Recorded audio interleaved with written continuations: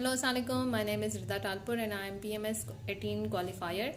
तो आज मैं आपको सिखाने वाली हूँ कि हमने बहुत छोटे से टाइम में बहुत कम टाइम में हमने कैसे MCQs को याद करना है और बहुत अच्छे तरीके से याद करना है। तो पहली चीज़ जो हमने नहीं करनी है, और मैंने देखा है कि बहुत ज़्यादा जो है जो बच्चे हैं वो कर रहे होते हैं कि हमने जब भी कोई बुक लेनी है हमने उस पर आंसर्स कभी टिक नहीं करने होते हैं, क्योंकि हमने इनको बार बार याद करना होता है। तो हमने इनको अगर एक बार भी क्लिक कर दिया, लाइक टिक कर दिया, तो उस पर क्या होता है कि हमारे ब्रेन को वो चीज़ याद हो जाती है, चाहे फिर वो गलत हो या सही हो। सेकंड थिंग ये होती है कि स्पेशली लाइब्रेरीज में बच्चे ये कर रहे होते हैं कि वो पेन से उनको टिक मार देते हैं, तो जो दूसरे बच्चे होते हैं वो उनको कभी प्रैक्टिस नहीं कर सकते हैं। अगर आपने पेन से इन पे टिक कर दिया तो फिर आप उनको प्रैक्टिस तो कर ही नहीं सकते हैं।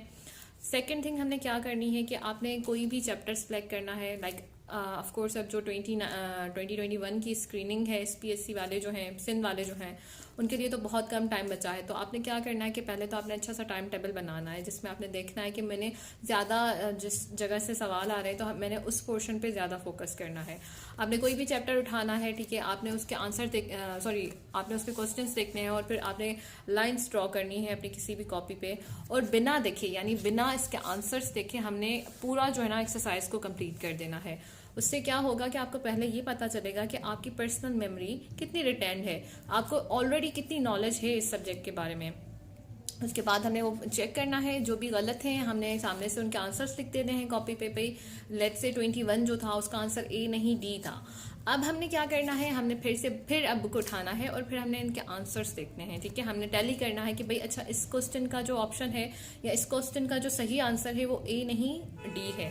एक बार हमने उसको पढ़ लिया, फिर हमने अब क्या करना है कि हमने अब बुक बंद करके रख देना है, वो चैप्टर हमने बंद करके रख देना है, हमने मूव ऑन कर जाना है, क्योंकि हमने ऑलरेडी एक चीज़ याद कर ली है। अब हमने नेक्स्ट दिन क्या करना है, फिर से वही सेम एक्सरसाइज करनी है, और क्योंकि हमने जो चीज़ें कल पढ़ी हुई थी तो हमने देखना है कि उसमें से हम कितनी चीज़ें याद कर सके हैं। तो इससे क्या होगा कि आपकी जो नॉलेज होगी वो परमानेंटली आपके पास जो है स्टोर हो जाएगी।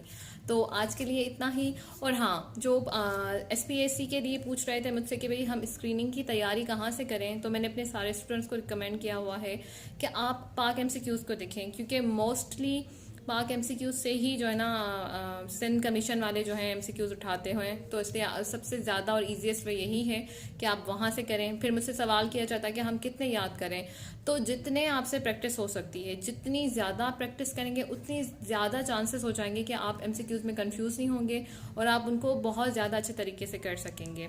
और तीसरी बात ये होती है कि जब आप MCQs की प्रैक्टिस कर रहे होते हैं तो कोशिश करें कि जो डेट्स हैं उनके जो है ना MCQs करने के बजाय उनका पूरा सेंटेंस लिखिए और आगे से आप उसको डैश लगा लें। अब वो डैश जो है वो आपको खुद फिल करना है, आपने ऑप्शंस नहीं देखने हैं। उससे ये होता है कि वो जो डेट और जो ईयर होते हैं उसके बाद वो हमें बिल्कुल अच्छे तरीके से जो है याद हो जाते हैं। आई होप कि ये वीडियो आपको पसंद आएगी और आपको मदद करेगी। आई सी यू इन नेक्स्ट वीडियो। अल्लाह हाफ़िज़।